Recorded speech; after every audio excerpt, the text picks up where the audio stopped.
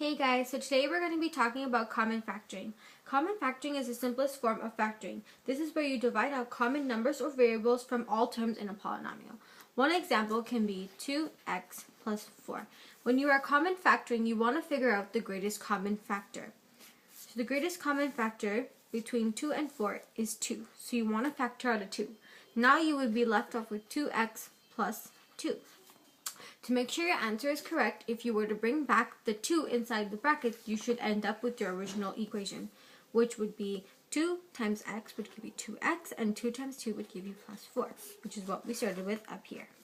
Now, another equation, which is a little bit more complex than this, is 10x squared minus 15x. Now, you want to do the same thing. You are looking for the greatest common factor, which is 5. So factor out of 5. And this not only has that in common, but also has x's in common. So you want to factor out an x. Now you will be left off with 2x minus 3. Same thing. If you were to bring back the 5x, you should end up with the original equation. So 5x times 2x would give you 10x squared, and 5x times negative 3 will give you negative 15x.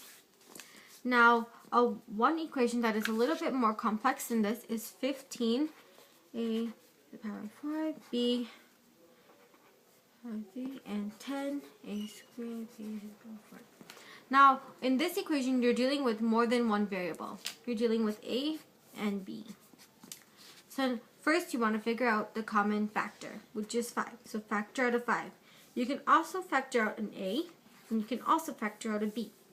Now you'll be left off with 3a cubed b squared minus a minus 2a b power of 4.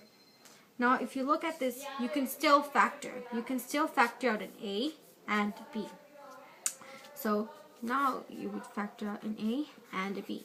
Now you'll be left off with 3a squared b minus 2b, because since you're taking out an a, this a and this a would cancel out the a.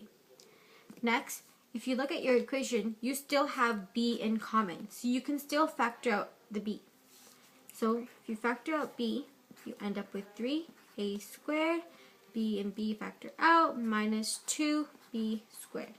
This is what your answer should look like at the end, and that is how you common factor.